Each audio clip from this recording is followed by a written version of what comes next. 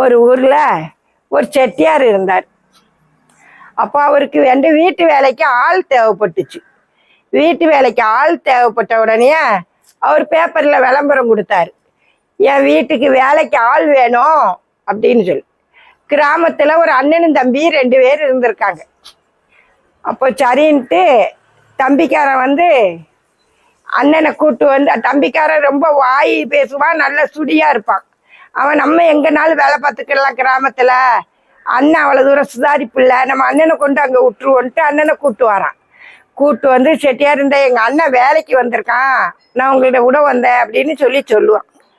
அப்போ அவர் சொல்லுவார், கேப்பை உடைக்கணும், தண்ணி எடுக்கணும், மாட்டுக்கு இற வைக்கணும், தண்ணி வைக்கணும், மாட்டு சாணியெல்லாம் அள்ளி போடணும், பாலை கறக்கணும், பால் கறந்து வைக்கணும், இவ்வளோ வேலையும் வச்சுட்டு எங்களுக்கு வீட்டுக்கு எல்லாத்துக்கும் சமையல் பண்ணணும், இவ்வளையும் செஞ்சுட்டு தான் அவனுக்கு ரெஸ்டே கிடையாது, இவ்வளோ வேலையும் பார்க்கணும், உங்க அண்ணன் பாப்பானா அப்படின்னு கேட்பேன்.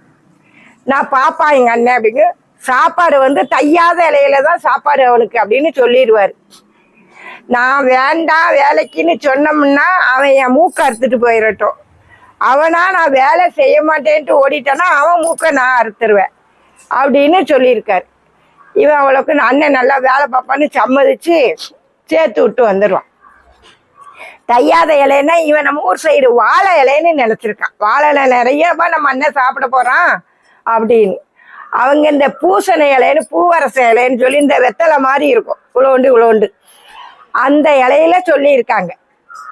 அந்த இலைய அவங்க எல்லாம் தச்சு சாப்பிடுவாங்க போல, ஒரு 5 இலை 6 இலை சேர்த்து தச்சு அவங்க சாப்பிட்ருக்காங்க. இவனுக்கு தையாத இலையில சாப்பாடுங்க, அந்த இலையில சாப்பாடு இவனுக்கு. அப்போ இவன் போய் ஓடி ஓடி வேலை பார்த்துருக்கான், நல்லா வேலை பார்த்துருக்கான். மாட்டுக்கு இற வைக்கையும், தண்ணி போடையும், மாட்டை குளிப்பாட்டையும், சாணி அள்ளி போடையும், பால் கறக்கவும், கேப்பை உடைக்க, அவங்களுக்கு சோறாக்க, எல்லா வேலையும் பார்த்துட்டு அழுத்து போய் சாப்பிட உட்காந்துருக்கான். உடனே சின்ன இலை இவ்வளோண்டு வெத்தலை மாதிரி அந்த இலையை போட்டு அதில் இவ்வளோண்டு சோறு வச்சுருக்காங்க. அது எப்படி அவனுக்கு காணும்? இவ்வளோ வேலை பார்த்தவனுக்கு அவனுக்கு காணலை.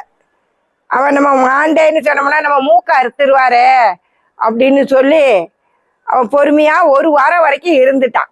அவனால பசி தாங்கி இருக்க முடியல. இதனால பார்த்தான் செட்டியாரு, என் மூக்கை வேணாலும் அறுத்துக்கோறோம், நான் ஊருக்கு போறேன் அப்படின்னு சொன்னோன்னா அவர் மூக்கை அறுத்துட்டு விட்டுட்டாரு அவனை.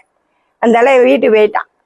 போய் தம்பிகிட்ட போய், தம்பி செட்டியார் எனக்கு சாப்பாடே போடாம இப்படி பூச நிலையில போட்டு என்னைய கொல்றாரு, பசி தாங்காம வந்துட்டேன், மூக்கை அறுத்துட்டு விட்டுட்டாரு அப்படின்னு. அதனால சரி இரு, நீ இரு, வயக்காட்டுல வேலை பார்த்துட்டு இரு, நான் போறேன் செட்டியாருக்கு அப்படின்ட்டு தம்பி வருவான். தம்பி என்ன செட்டியாரேன்ட்டு வருவான். என்ன உங்க அண்ணன் வேண்டேன்ட்டு போயிட்டா, நீ வந்திருக்க அப்படிம்பாரு.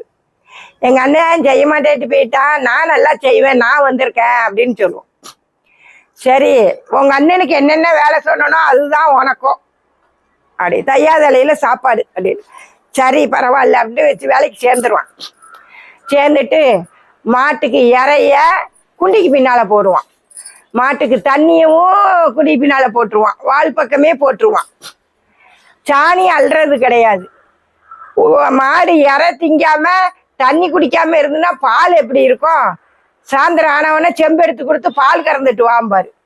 போய் பார்ப்பான், பால் கறந்தா கொஞ்சோண்டு பால் கூட, இது என்ன பால் அப்படிம்பாரு. ஆமா நீங்க பால் கறக்க சொன்னீங்க, நான் கறந்தேன் அப்படி. செட்டியார் பார்ப்பாரு, இறையும் தண்ணியும் பின்னாடி வாளுக்கு பின்னாடி இருக்கு.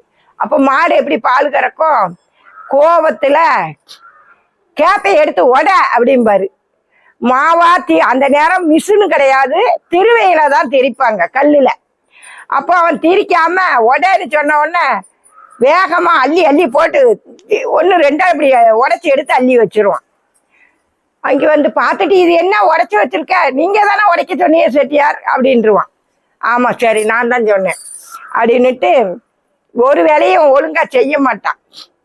அப்ப அவர் பார்த்தாரு, இவன் சரிப்பட்டு வரமாட்டான், இவனை எப்படியாச்சும் நம்ம ஊருக்கு முடிச்சிடணும், இல்லைன்னா நம்ம மூக்கை அறுத்துட்டு போயிடுவான், அண்ணன் மூக்கை அறுத்துக்க நம்ம மூக்கை அறுத்துருவான் அப்படின்னு நினைச்சு பதறிக்கிட்டு அவங்க மாமியா ஊர் ஒரு கிராமத்துல இருக்கும், அங்க வா அப்படின்னு அவனை கூட்டிட்டு போய் மாமியா ஊர் ரொம்ப தூரம் ஏமாத்தி விட்டுட்டு வந்துருவோம் அப்படின்ட்டு, நீ நானும் இன்னைக்கு எங்க மாமியார் ஊருக்கு போறோம் கிளம்பு அப்படிமா.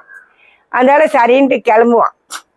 கிளம்பி போகும்போதே இவன் என்ன செஞ்சிருவான், செட்டியார் வீட்டுக்குள்ள போயும் போவாமையும் இருக்கிறதுக்குள்ள இவன் வேக வேகமா போய், வராத மருமம் வராங்க, வரவஞ்சோறு பொங்குவீலாம், ரசம் வைப்பீலாம், கொள்ளு துவையல் அரைப்பீங்களாம் அப்படின்னு சொல்லிடுவான். அந்த மூணுமே வயிற்றுக்கு சேராது, வயிற்றோட்டமாயிரும். அந்த மூணையும் போய் சொல்லிடுவான்.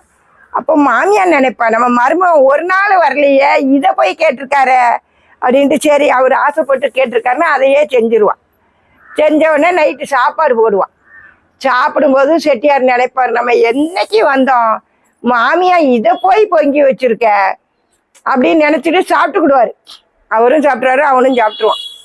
சாப்பிட்டு நைட்டில் படுத்திருப்பாங்க. இவனை கலட்டி விட்டு போகணுமே, அதுக்காக வேண்டி. நைட்டு அவருக்கு வயிறு ஒத்துக்கல, வயிறு கடாமுட்டான்னு கலக்குது.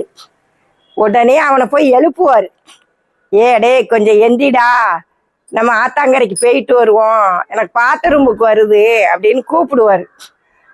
செட்டியார, வீட்டை சுற்றி நாய் குலைக்குது, பேயெல்லாம் நடமாடுது, நான் வரமாட்டப்பா, நீர் வேணா போறோம் அப்படின்னு சொல்லிடுவான். அவரையும் பயங்காட்டி விட்டுருவான். இதெல்லாம் அவர் பதறிக்கிட்டே இருப்பாரு, படுத்திருப்பாரு. விடி காலம் 5 மணி ஆனவொன்னே சரி இன்னும் வராட்டிலும் பரவாயில்ல, நம்மளாச்சும் போவோன்ட்டு அவர் எந்திரிச்சு போவார் ஆத்தாங்கரை பக்கம்.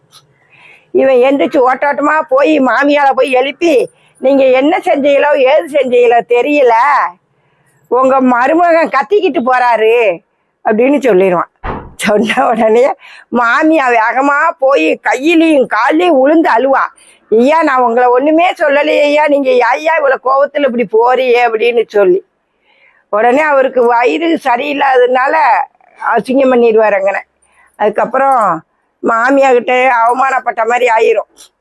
இனிமே இவன் இருந்தா நமக்கு சரிப்பட்டு வரமாட்டான், இவ்வளவு அவமானப்படுத்திட்டான் நம்மள.